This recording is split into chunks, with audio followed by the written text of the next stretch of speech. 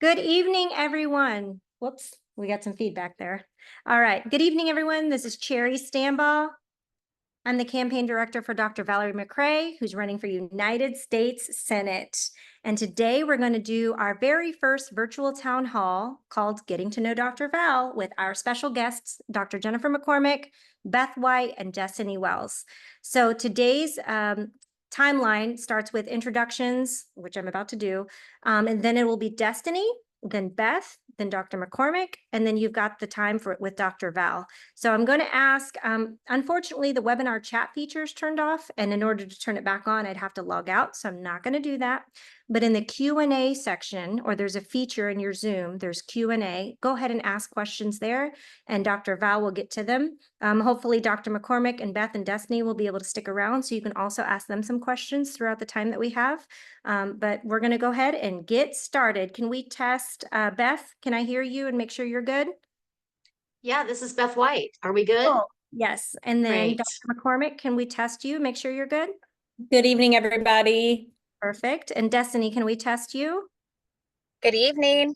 Perfect. All righty. So we're going to go ahead and start with none other than Destiny Wells, who's running for Attorney General. Thank you so much for accommodating me. I think Beth and I know that these last couple of days, you're just hopping in from one event and out from another. So I'm hopped out of Mayor Sackbun's event here in downtown Indy. And I just wanted to say that we are so ready to get sprinting Saturday night after this vote, regardless of who the candidate is. We are ready to sprint in that we have an entire team set up on Team Wells, 10 folks, fundraising, all the things, because we have to keep in mind that we have a very short runway this year. In 3.5 months, we are the last convention in the US, and we so we did ourselves no favors. So be ready to sprint and helping the statewide ticket too, and our down ballot races. When it comes to this AG's office, I'm a panelist now I have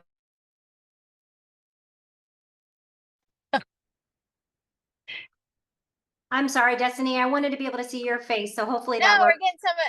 we're getting some of the bugs out. I wanted to see my face. I'm here. I'm in my car. So let me get down to it. In that this AG's race, I started with the idea that I wanted to run for Attorney General when I was working for Curtis Hill as a Deputy Attorney General in civil litigation. I tell people it was when my boss started groping women and dressing as Elvis that I knew I could do the job better. Also, it was because I had come off a recent deployment with the Army in Afghanistan and NATO. And as I say, we have a whole generation of post 9/11 veterans that have a wealth of experience. I know Dr. McCray deals with these patients on the daily in her civilian job, and we have a lot to offer, and we're ready for our chance. And so I won't let you down. I am excited to meet many of you who will be at the convention, and then if you won't be there, I will see you further on the trail. But no, we are chomping at the bit to get going and run a wonderful statewide ticket. And I thank Dr. McCray for letting me be here. Thank you. She can hear you. Well, great. Glad to have you all. Anyway, I'll let Beth go, and then at the end of that, I'll just sort of thank you all and welcome you on board. Thank you. Thank you, Dr. McCray. This is Beth White. I want to be the Attorney General of Indiana because the people of Indiana deserve better than the Attorney General that we currently have. It is a shameful display of political foolishness, frankly, that we have seen coming out of the Attorney General's office. I just want to use the time that I have today to thank Dr. McCray and Dr. McCormick, who are such wonderful colleagues on this journey that we're on. I couldn't be more proud and excited and frankly just honored to be alongside them on the journey, the trail that we're on to talk to the people of Indiana.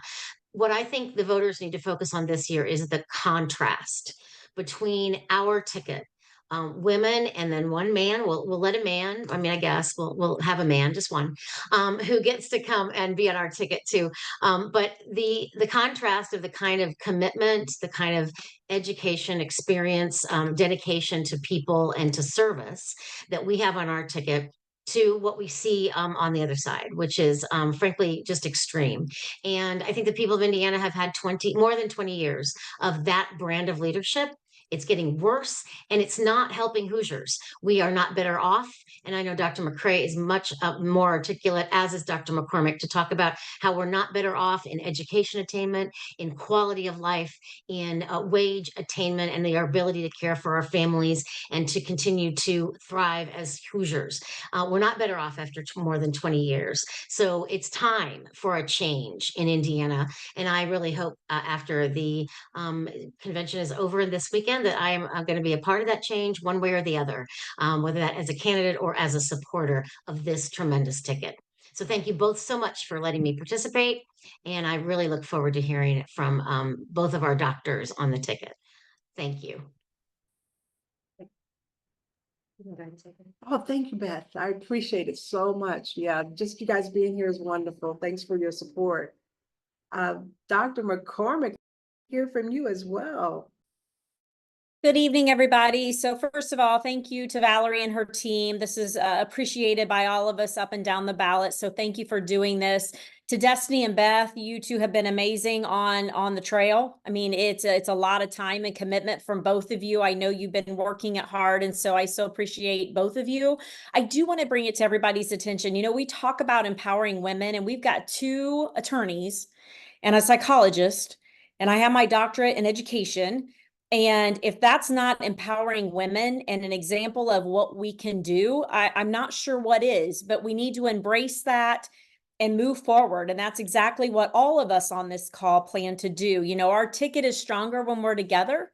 Our ticket is stronger when we are aligned to a lot of the similar values, which many of us are, and we're ready to go. We're ready to fight for women's reproductive rights and freedoms, education, good paying jobs, but there's a whole lot of other things as far as housing and environmental and mental health and access to affordable care. And we could go on because, as everyone has said, for 20 years, it's been a one-party rule.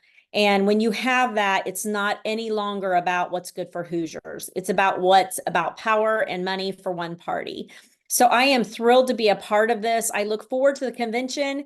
I look forward to getting Terry Gooden across that stage and get to the finish line for him. He's going to be a great addition to our statewide ticket.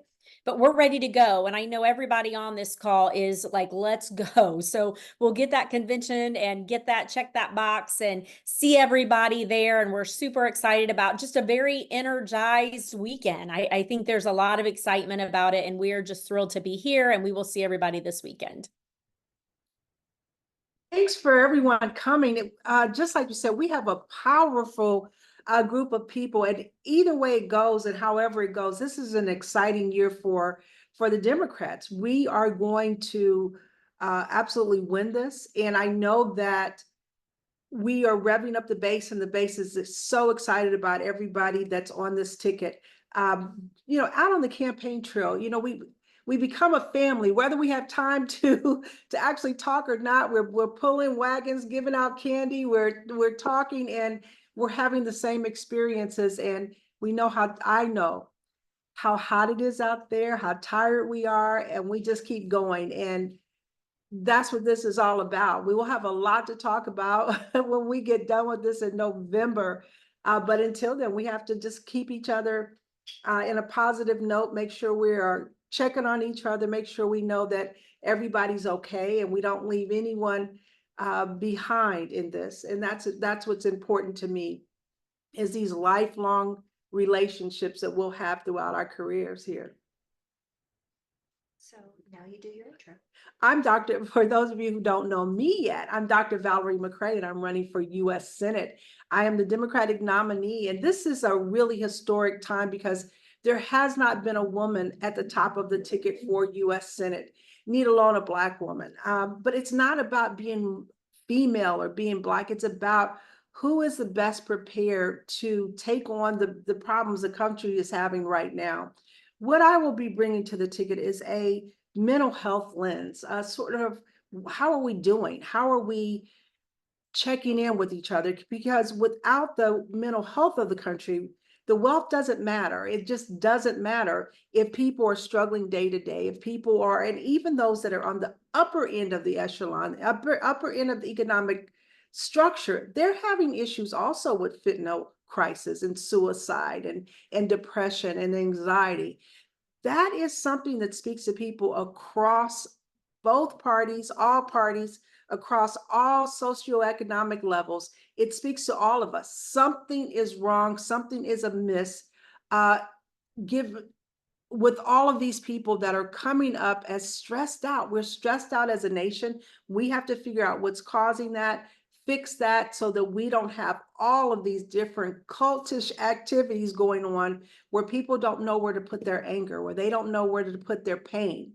So now we have people joining these cult situations. We have people that are just angry all the time because they don't think we're listening. And the Democratic Party, I think, are the better listeners to this. And I think our ears are what's going to get us to the finish line, because we're going to listen and we're going to make sure we put those things in order.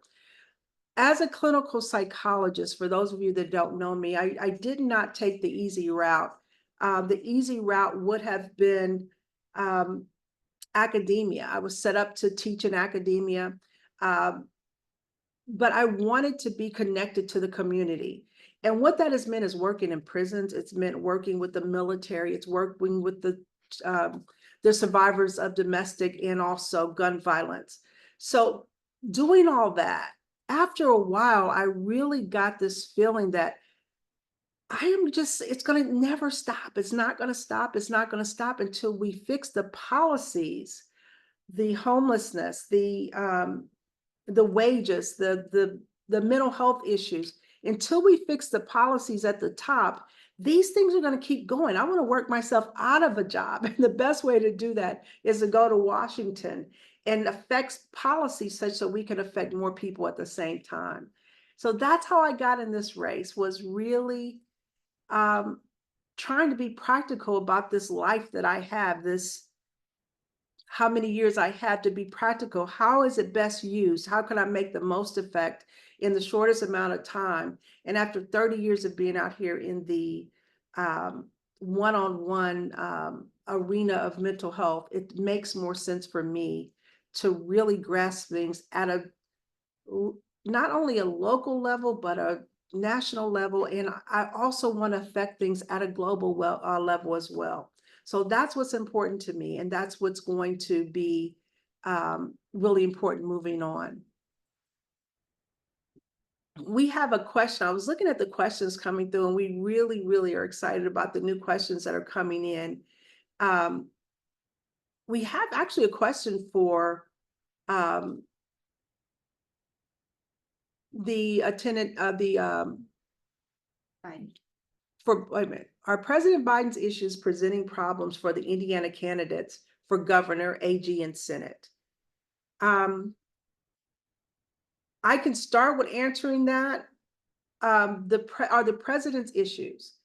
I think there is too soon to tell. I am a family-oriented person, so to me, that's part of my family. So when you attack Biden, you attack me.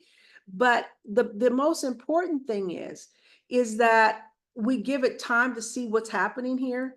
And we know that not only is Biden part of our family, but he brings with him this enormous, beautiful cabinet of people, of intellectuals, Buttigieg, that's from Indiana, and other people that are on his cabinet that makes him super, super strong. None of us are good by ourselves. We're not enough. But when you look at the cabinet that Biden brings as well, he's a very intelligent man. So the cabinet, the people he has set around him, that's what we're worried about. That's what we are focusing on. It's not just Biden, it's everybody he brings with them. So do I think it's causing problems for us? I think this is just a little lag until people get it, that a lot of these attacks are being from the outside. A lot of these attacks are probably too soon to tell. And a lot of these attacks are just that. And we don't know exactly where they're coming from and what directions. Something to look at. As a psychologist, I do mental status exams on a daily. I thought that Biden performed fine based on how I give mental status exams, and also based on what he was dealing with someone of Trump's character. So the actual mental status part, when I was watching him speak, that didn't bother me at all. He checked off all of the boxes for me as far as being mentally competent. Physically, it felt like he was a little slow and he was suffering from a cold or as they say, that sounds believable. Sounds like he felt a little overwhelmed. But as far as mentally, I did not see a deficit there. So as a psychologist that do this exams, I wasn't worried at all. So just to move that along, but maybe he's causing problems for you guys, or I'm not sure. I'll open that up. I mean, as far as the statewide runs, I don't want to speak for Beth and Destiny, but obviously we're paying attention. You know, we want the best for him. I mean, he has served us well for his term thus far and has accomplished an amazing amount with his great team. And Indiana has really benefited from him through infrastructure dollars, through ESSER dollars, and has really been a champion for women and for kids and for our family. So absolutely, we want the best for him. We also know too, that is a very personal decision. And there are a lot of people's hands in that decision, including his family and those closest to him. So regardless of how that plays out, you know, if it's not President Biden, we want a really strong candidate because let's be real. Yes, it impacts and motivates people to get out. And so our hope is that regardless of who's on that ticket and what's best for individuals, that it's a great candidate. And I have no doubt that it will be a great candidate. The other part of that is, regardless of who lands in that office, as statewide, we have to be committed to working with that person. And when they get things right for Indiana, by golly, we're going to celebrate it and go 100 miles an hour. And when they're not getting things right for Hoosiers, we're going to be knocking on the door. And so I think our role as statewide is to be committed to working with whomever's in that office and supporting the candidate, the Democratic candidate that's on the ticket. So is it a hiccup? I'm not going to pretend like it's not, but we're watching closely, and regardless, we're going to make the best of it, and we're going to, you know, move forward and run the best races we can here in Indiana. I agree with everything that you just said, Dr. McCormick. I mean, as per usual. So thanks. One of the next question was, this is about water regulations in Indiana. And it says, what is your plan to address it? You know, what's interesting, we were in Gary, Indiana, and we were able to just yesterday, and we were able to sit in just very briefly with a environmental group that's really worried about the pollution from the steel mills and sort of how do we grow Gary, Indiana, and be cognizant of the waterways and those things that they are already struggling with. So we have so many areas of Indiana that we have to clean up. My job on the federal level is to look for every opportunity possible to pass that down to Jennifer McCormick so that she can do her job on the governor level. So we have to handle things on two different levels, and actually 3 different levels, because we have to have, and this is what's important. If you have a senator that's looking out for Indiana, and you have a governor that's looking out for the waterways of Indiana, and you have mayors and congress people and these people, then we can do things that are really, really progressive in getting our waterways and our air quality and all these things back to something that's livable. Right now, these things are not livable for people. People are getting sick.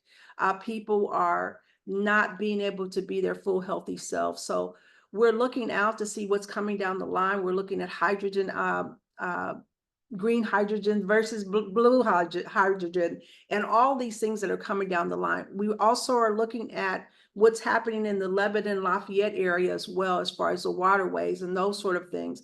We're keeping an eye on that to hopefully, as soon as we get in office, we can powwow together and figure out which direction we're going. We should probably have things, I think Jennifer and I will start working on a plan in place as far as how we're going to deal with those issues about water in Indiana, because it is something that is near and dear to my heart, but it's also an urgent matter at this point. Well, and I would just add, you know, Indiana is one of the few states that doesn't have a water management plan. Shame on us. Shame on us. And that is a reflection of over 20 years of a supermajority. The other part too is we've got to elect a president and a Congress, including Valerie, who will fight to keep the EPA. Because if we do away with a lot of our protections federally and at the state level that impact our environment, we're all in trouble. And so making sure that we have those protections in place and put the right people in, Valerie McCray has to go to DC. She has to be a piece of this. We cannot have Jim Banks. We cannot have Rakita if lawsuits, if we get into state issues with suits. We have to have people who understand that we can't take our water for granted. We are blessed with a great water source, that it is under attack from so many different angles. And as Valerie mentioned, we've got a lot of concerns, but we need to have federal agencies in place. And the only way to keep those is to elect a president and a Congress and statewide who will continue to protect our water. And we are who we vote for. We are who we vote for.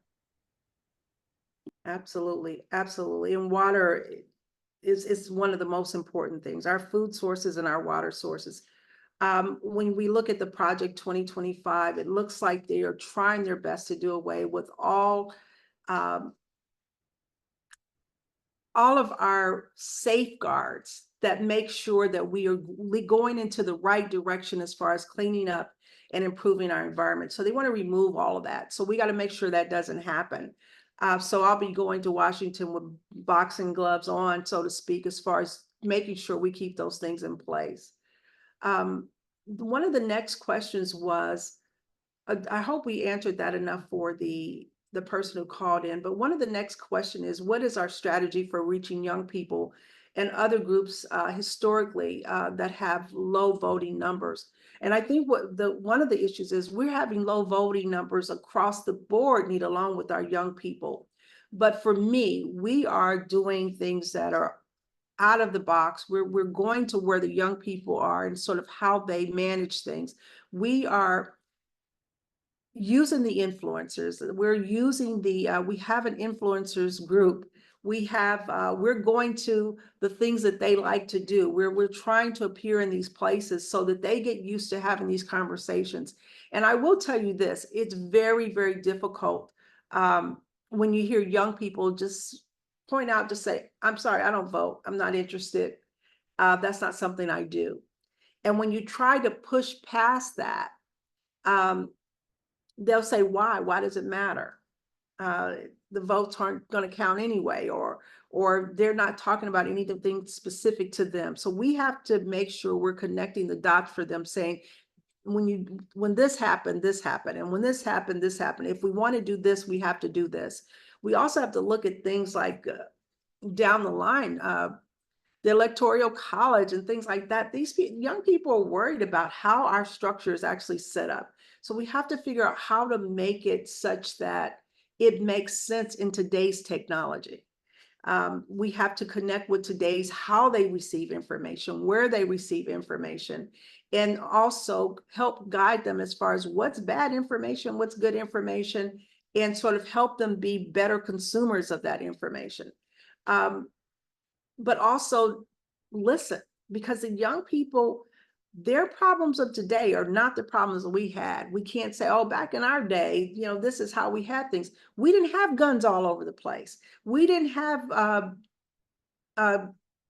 abuses, and we didn't have computer, or what do you call it, social media bullying.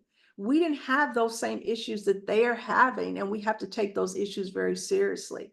We didn't have a situation where our rights as women are being attacked.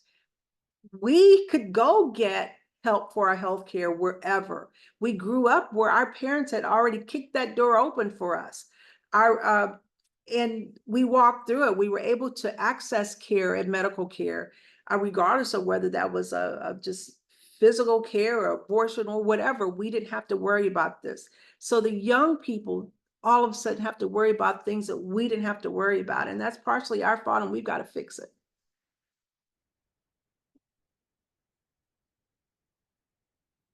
Did anybody else want to chime in on that question? Or So Jennifer and Destiny, make sure everyone knows. Jennifer and Destiny had to hop off to another event. Okay, so Jennifer and Destiny had to hop off for another event. We still have Beth on the line. So maybe, how are you doing with the young people, Beth? Well, I agree with everything you just said, Dr. McCray, and this notion that we had I think, had taken for granted things like women's reproductive rights, abortion care. I work at the Coalition to End Sexual Assault and Human Trafficking, and one of the main things that we've been fighting about, of course, is access to abortion care for rape and incest survivors, right? So I think there's a lot of anger and despair among the younger generation, and I don't blame them. But I want the message to be over and over again, and it's a tough message, is that elections are about choices, and we have to think about, as a state and as a country, like, what kind of future do we want? And to stay home, to throw up your hands and say it's just not worth it, I'm not going to vote, gives more power to the other side. And we can't allow that. People have got to come forward and understand the Democrats care about reproductive rights and medical privacy. We care about the environment. We care about education, traditional public education, and keeping kids moving forward and getting the kind of education they deserve. We care about working families whose wages have been stagnant and even dropping based on inflation. So I think I just encourage every voter, and young voters in particular, to understand there are consequences to elections. If you don't think there aren't consequences to the elections, think about what the Supreme Court did to Roe versus Wade during the Dobbs decision. That is a consequence of Trump getting elected president, period. And if we don't think hard and long about what that might mean for another 4 years, then I don't know what else to say. Right, I agree. The consequences are dire. Just getting the young people to understand that they do have that their vote is powerful, and that they're powerful with their vote, and that they are equal to everyone else. And in that one spot in their life, you can be sure that they're equal to everyone else in the voting booth. And just sort of pushing that message over and over again is very, I think they're getting it a little bit at a time, but they're getting it. And we do have some young people that are jumping on board this campaign that I'm really excited about as well. So a lot of young influencers that have never voted before. So this is a good time. We can do this. We had someone that wanted to know we were talking about OBGYN issues, and someone just chimed in and asked about, or talked about, the fact that his neighbor was the director of OBGYN clinic at IU Health, and they've moved with their 2 daughters because they don't want to live in a state of Indiana because of the ban on abortion. We're losing a lot of doctors, and we're losing a lot of hospitals, and we're losing people that want to practice here in Indiana. And that in itself is scary when we already have a dearth of healthcare for women. There's a lot of counties that are without a hospital or OBGYN clinic. So it's getting scarier and scarier that people have to drive 45, 50 minutes, sometimes an hour or better, 2 hours, to get someone that can handle their healthcare, especially if they're experiencing any complicated pregnancies.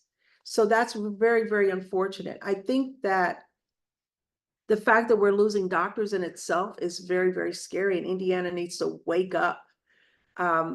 They don't want to wait till their daughters are in the emergency room, or their wives or their significant others are in the emergency room and cannot get help. We've heard these stories over and over again. There's people on our campaign volunteer team that have had similar stories. And if our volunteers have had that experience or know someone, it's commonplace. It's beginning to be commonplace that people are being physically and mentally stressed out by the Dobbs decision. So that's a sad thing. As a senator, of course, my goal when I get to Washington is to codify Roe v. Wade, to make sure that it is part of our Constitution, to make sure that it's protected. France did a thing about a month ago where they actually enshrined or codified their rights to abortion into their Constitution. It scared them to see what the United States was doing. And so they made sure that wasn't going to happen to them.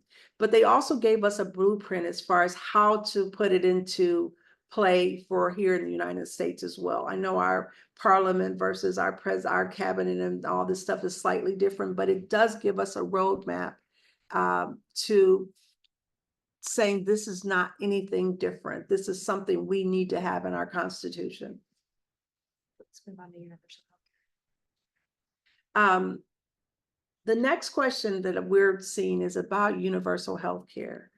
And those of people that know me know that I've always been a big advocate of national single payer health care. And this goes back from when I was a kid. This is sort of in my DNA. You know, when we were kids, we used to have to watch the Jerry Lewis marathons. And then it wasn't a chore to watch those because they had great entertainers and people on the lines calling in, donating all this money. And I just kept thinking, why are people having to beg here in the United States for money for healthcare for young people, for people in dire straits? Why in this day and time, let's fast forward, and people are having to use GoFundMe to make sure they have the money in place to get surgeries, to be able to pay medical bills. This administration just recently, at least,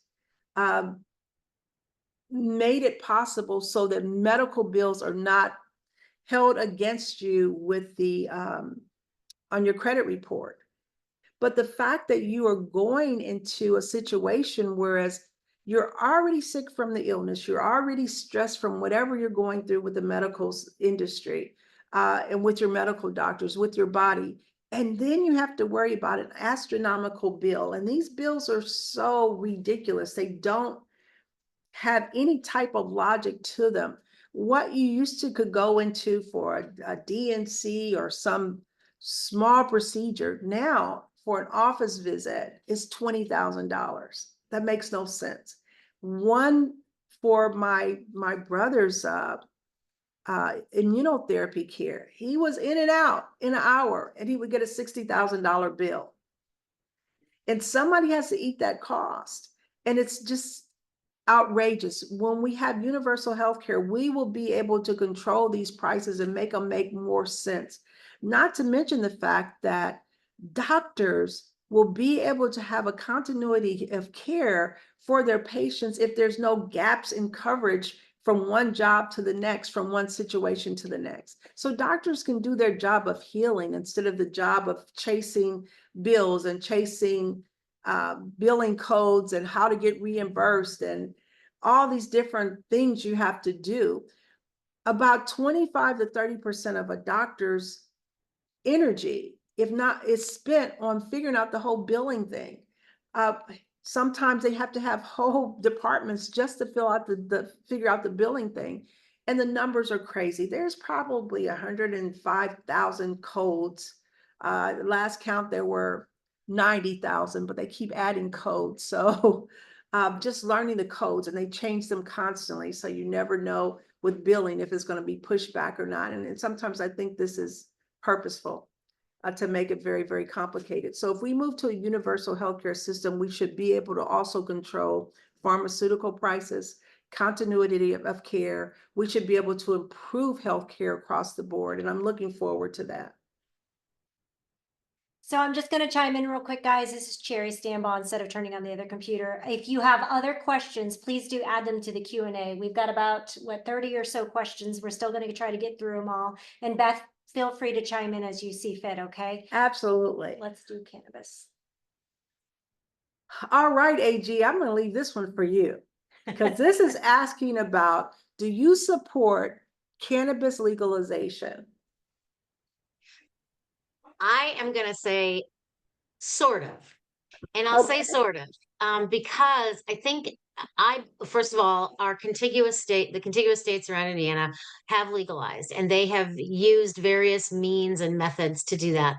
I believe that adults should have access for both medical and recreational use if they want cannabis. Now, the asterisk to this is something that my medical friends, I have many friends who are doctors, and in particular, our pediatrician, who is a really good friend from childhood, said to me, we don't yet know the impact of cannabis on young brains, right?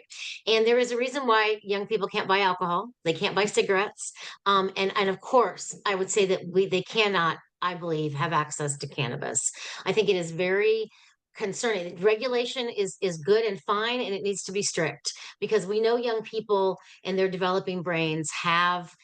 There are just risks to that. But yes, of course, I believe that consenting adults for medical or recreational use should have access to cannabis. Now, the other asterisk here is that no one on this call, or even Jennifer McCormick, would have authority to do that unilaterally. The legislature has to act, and they have never shown an appetite to do that. I hope we'll elect some new legislators who will have more of a moderate approach to that in this particular election. Thank you. For me, I hate the fact that this became an issue way back in the day in the first place. Cannabis should have stayed an herb just like everything else, the way you grow tomatoes and everything else. The fact that they made it a big deal makes it a big deal. Now you have cannabis that doesn't even resemble the cannabis of back in the day that you could grow in your backyard or whatever. Now it's become more potent, more sophisticated, more with higher levels of THC, higher levels of other ingredients, hybrid situations that we haven't had a chance to test. Just like I agree with Beth on this part, we don't know what happens with the young brain with these new configurations of cannabis. We don't know what's happening here.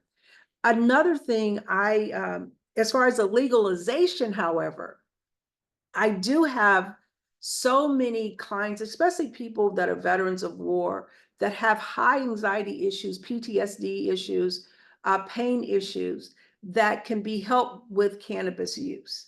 They're finding it better working for them to get some sleep, to control the nightmares, to control the anxiety. They're finding it a little bit more, or some cases a lot more effective than some of the other anti-anxiety and sleep medication remedies.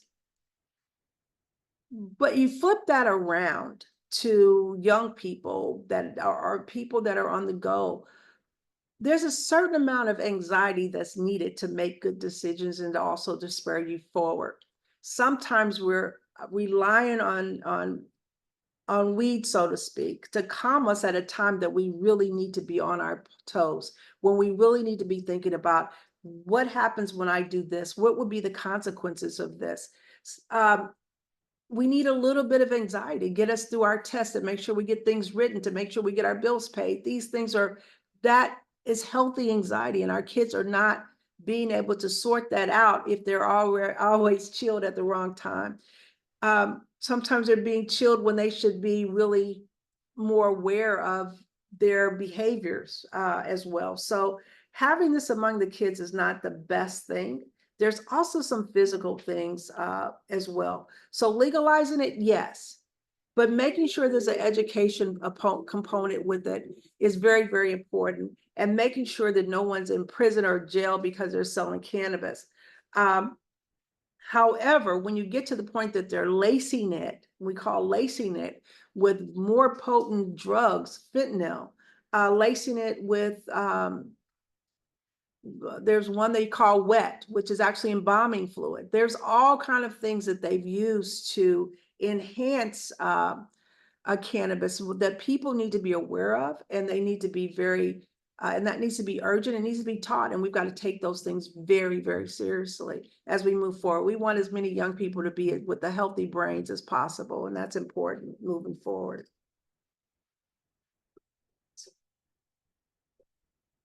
One of the next questions is, how will we address affordable housing in Indiana? This is multifaceted because I'm watching people actually suffering from this situation right now. Those people that are in rental properties, some of them, the older people, are on fixed incomes, and their housing or their rent has been going up $150, $300, and there's no movement there. So now they're having to make decisions, try to move, but it's like, where are you going to move to? Because it's still high somewhere else.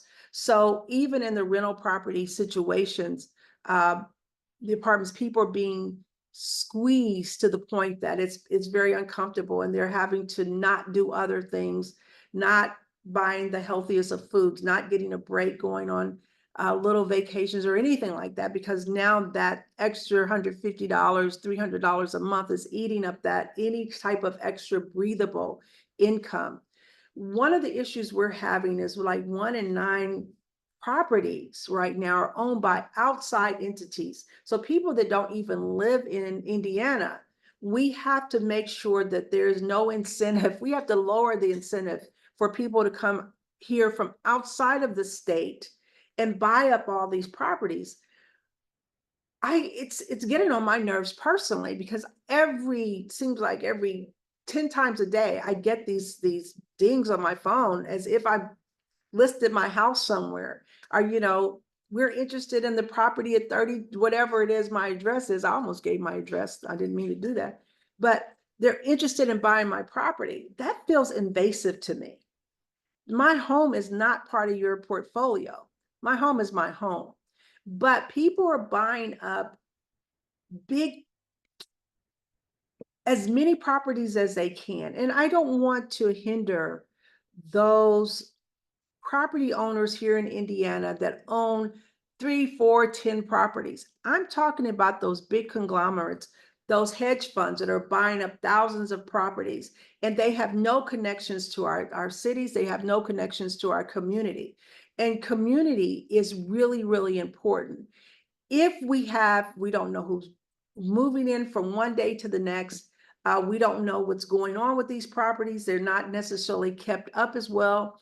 I have one behind me that's just deplorable, because the person is in New York somewhere, part of a hedge fund group. So that's important to me, that we take the profit, so much of the profit, maybe tax it differently if you live out of state and this is part of a hedge fund thing. We've got to get out of this business of selling off what's near and dear to what it means to be an American, which is that family home. Because without that, there's 2 issues there. Home ownerships give people the ability to pass down wealth from one generation to the next. That's one thing.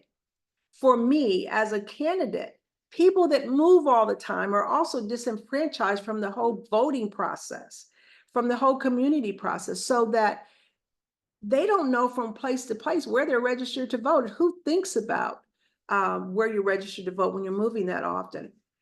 Number 3, I'm going to add a third one, is that moving constantly and being homeless is a major, major stressor.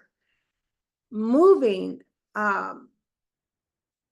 is right up there with the death of a spouse, divorce. It's right way up there on the list of stressors. When you're talking about families that are constantly having to move for financial reasons because everything goes up, that's a pain that we shouldn't be inflicted unnecessarily because of the greed of these other conglomerates. So we know it's an issue. Yeah, we know it's an issue. So I can't wait to tackle that one as well.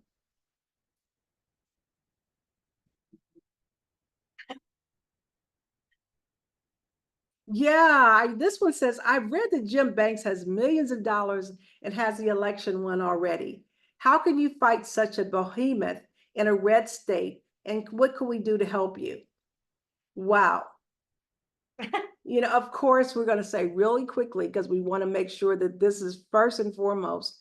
Help us out by having a home party, a fundraiser, donate something. The money does make a difference, because we can catch up with some of that. But keep in mind this, Jim Banks, I don't even know where he is. From what I understand, he lives on the East Coast somewhere, probably closer to Washington, D.C. I am here. And one of the advantages to being here, being part of my community, even though we don't have millions and millions of dollars in the bank, I have millions and millions of dollars worth of volunteers. I have a very, very dedicated, relentless, very professional volunteer staff that are willing to put in the work to make this campaign happen, to make it work for us. They thought we wouldn't win. We had so little money going into the primary that people thought there's no way she could win. And we floored it. We really did a great job. So they're bugging me about making my my answers shorter. So I'll try to do that. We'll do this one, a serious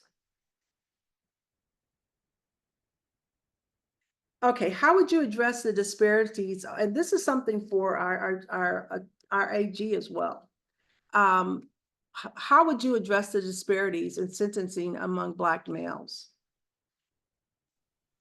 That's a really important question. And, Dr.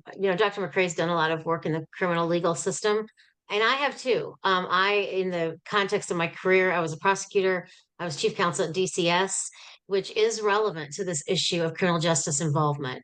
We know that families with criminal justice involvement are unstable, and they are more likely to be involved with the child protection system. They're more likely to have, the CPS investigating and also even potentially removing their children. I think it's time that Indiana looked at this and did some research and some analysis. And as Attorney General, it's my role to advise prosecutors, police officers. The highest law enforcement officer in the state of Indiana is the Attorney General. And I have lots of experience talking about criminal justice reform. When I was clerk, I was in the Criminal Justice Planning Council. We did a lot of work in Marion County in particular about what our criminal justice system was doing with the pipeline and also with bail. It's you may have seen the legislature making efforts to put a constitutional amendment in that, people are not entitled to cash bail. I mean, for heaven's sake, we're going in the wrong direction when we're talking about how to improve a criminal legal system that disproportionately impacts people of color. We know that. The Republicans don't want to talk about it because what they'd rather do is build more prisons and potentially make more money from that criminal legal system. So those are my perspectives. I think any person of color, and Dr. McCray, I'm not going to put you on the spot, but any person of color understands that this system is not equitable, and we have got to make it equitable. Absolutely. For those of you, I think I've talked about this briefly, is that I worked in prisons, and part of my job working in prisons is to check people in to make sure they're not experiencing any mental health issues and make sure that they get the medications they need. So I can actually sort them the weak from the stronger ones and make sure they're not subjugated to any type of victimization or things like that. But in the process, I will ask, what are you in for? How much time did you get? And what I have found that there's such disparities in sentencing based on a couple of factors. One based on color, but mainly based on the color of the victim. So it was quite often that I'd see a young man come through and he would get 20 months. And another man, a Black man would come in, a young Black man would come in with the exact same charges, and he might have 20 years. It was like a huge disparity.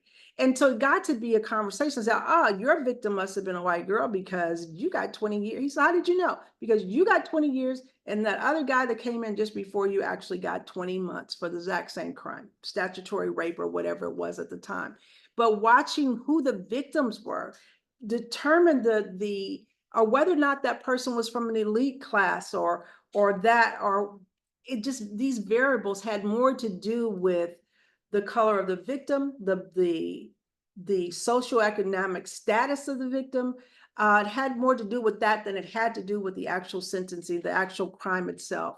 There is a group that's been on this path for a long time, and it's called the Sentencing Project. And I invite the person who is on this line to really follow the Sentencing Project because they're working on that. And as a senator, I will be pulling from their data quite often to make sure we get policies in place that makes sense to make sure it's equal. It's not just us, our justice, but equal justice for all. It's very, very important to me. It's paramount. What are you going to focus on the first 100 days? So for both cabinet candidates, and I'm going to let Beth answer this first. What are you going to do in your first 100 days of being in office? Yeah, that's actually an easy one for me, although it doesn't sound very exciting or sexy. The Attorney General's office is in what I would characterize as administrative crisis. They are losing lawyers very rapidly. There are lots of vacancies. And we've got to get that office focused on serving Hoosiers and doing the right things for the right reasons. We need to hire, we need to look at the structure, we need to look at the supervision arrangements, we need to make sure that we are beefing back up consumer protection, which is a super important piece of the work that I think has gotten lost in the hyper partisan environment over there. So the first 100 days for me really has to be putting an administration together that serves Hoosiers. The good news is I have done that in my career before, not as AG, of course, but when I came in as clerk, putting administration together when I was there at the very beginning of Peterson's administration, we put an administration together. It's hard work, but it's worth doing because the right people in the right places doing the right work is the whole game of serving people correctly. And I'm able to do it because I've done it before. For me, goodness, if I were to start tomorrow, I think what would be top on my priority is looking at the Supreme Court and ethics in the Supreme Court right now. I think it's very urgent. It's an emergency that we make sure our Supreme Court is to the highest standard. And I think we're losing that faith in our Supreme Court. We have to address that right away and get ready for whatever comes next to make sure we have the right people in place. Also, addressing the women's rights issues, we need to make sure that that's such a slippery slope, and they're attacking women's birth control now. And there's so many things that are being attacked with equal rights with women that we have to put a stop with that as soon as possible. So the first 100 days, just to make sure make sure that they know that we're there and we're going to be fighting things in that way. I would basically love to just make sure I have a really solid group of people around me to make sure we have the information we need. Check back in with our counties and our communities is one thing to win, but it's quite another to go back and say, okay, what's important to us now? Because times change really rapidly. What's important to Indiana, what's coming down the line for our environment and those sort of things. What do we need to do right now? So that'll be predicted, that will be determined a lot by the counties, a lot by the mayors, and just having those heart-to-heart conversations saying, where do you need me and how can I help? Second to last, GOP. Are you going to do a debate? Okay, so the next question is, are we going to be debating our GOP opponents? I can't wait to do that. I can't wait to get in the ring, so to speak, and debate Jim Banks. He's, what he's advocating. I want to challenge him on those things. I want to know how low he will actually go, because he's been going very low as far as taking us backwards in our rights, our basic freedoms, and while attacking things that make no sense, making our immigrant population as uncomfortable as possible, making sure that everyone's questioning our voting, the sanctity of our voting booths or whatever. Our elections have been fair and safe all the time, but to always put out there that there's something wrong, we've got to have some debates about that, because I'm tired of them acting like we need to fix America. We need them to stop breaking it. We have a great America. Stop breaking it. So I can't wait to be in a debate with Jim Banks. Cannot wait. We actually have one that we were invited to. We said yes. We'll wait to see if he says yes. Okay, and last question. What do you like to do for fun? Oh, Beth, I'll let you go first on that. I saw the smile. I was going to say, what I like to do for fun is campaign. But that's, the truth is that because it is fun, because I love talking to people. My husband says it's my best skill in the world is talking. No, I like to garden. Nothing is better for your stress than going out and pulling weeds out of the ground. And it feels very satisfying. Wow. I have two dogs that I miss very much. I see them, they're looking at me like, Mom, what happened? We used to run a lot and we used to go to the park every day. And luckily I have a huge yard, but I would really love to be spending that time talking to them. I also, Saturday at markets, that is like my heyday, you know, going to find that right melon, that corn that is so sweet. I just, that's my summer. That's the joy of my summer. And also I love architecture. I love looking at old building, and I have a few renovation projects. I can't wait to hit the lottery so I can finish those. But that is what I'm really passionate about, because when I look at the old architecture in the small cities, we can see where the small towns used to be abundant with money and abundant with creativity and craftsmanship. And now I see those same small towns abandoned, and I see some of those properties going into disarray. And I'm trying to catch a few of those and restore them, but it's so expensive.